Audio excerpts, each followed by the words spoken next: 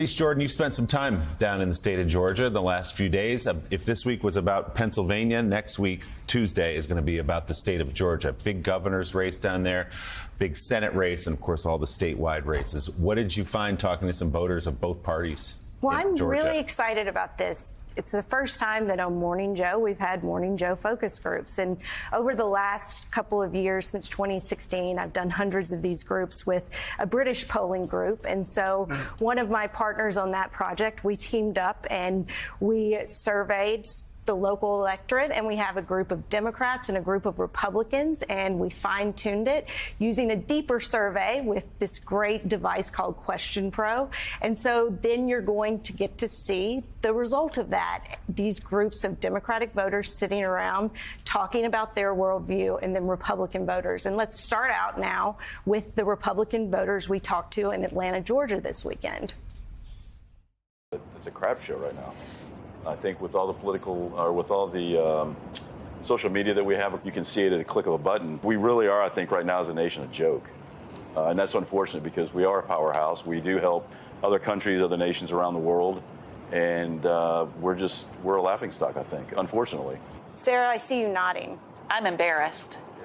I cannot believe who is the head of our country is not the head of our country at all. He's not a leader. He's a puppet.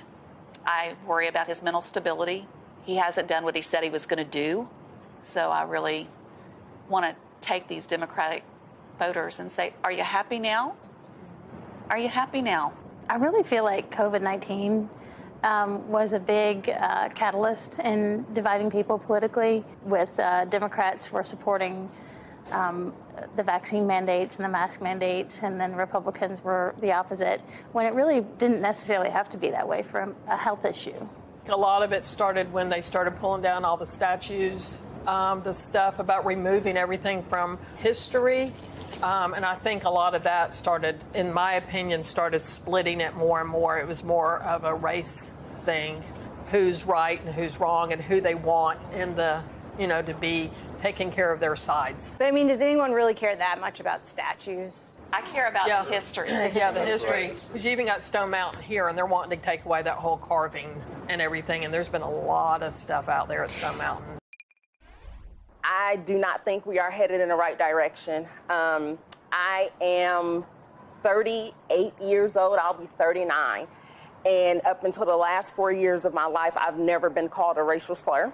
Now, all of a sudden, individuals are comfortable with doing that. A lot of things are excused that shouldn't be excused. Growing up in New York, I wasn't really exposed to a lot of, racism or anything of that nature. So when it comes to politics down here, I feel like it's kind of everywhere now. You look left, you look right, you don't know who feels what way.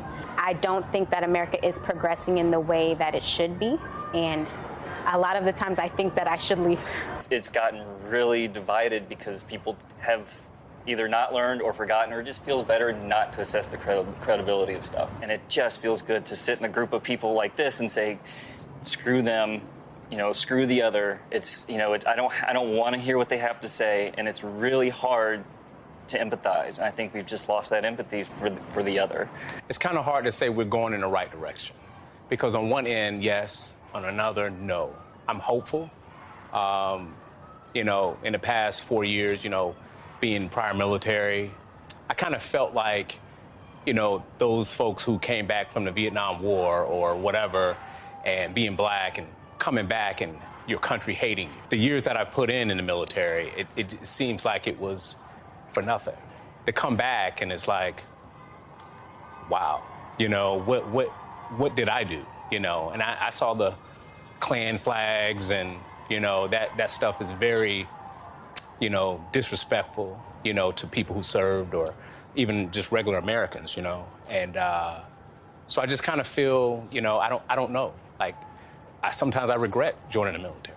I don't even want to call myself a patriot, because it seemed like that word was demonized, And now I'm just a veteran, that served my country.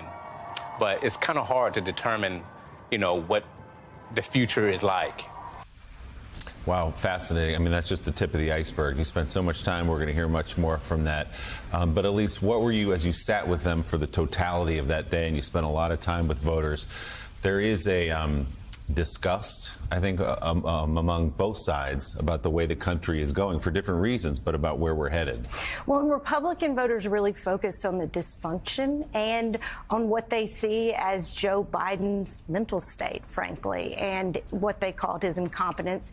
And then Democratic voters, especially since our group was reflective of the Atlanta electorate, was primarily African American, and they focused on racial division and how it really impacted their life and how the temperature had gotten raised over the last few years, especially, and how they felt that. There are a couple of, more than a couple of really relevant observations that both focus groups made.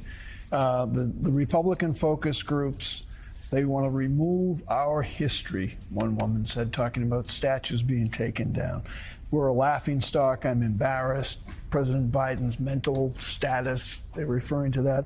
The Democrats were also, I mean, there's a couple of universals here, especially the woman who talked about being called a racial slur for the first time in her life, and saying, finally, now around me, people feel comfortable using it. And again, it gets back to the license of language that many people hear on cable TV talking about things like the replacement theory and feeling free to use that language on the sidewalk.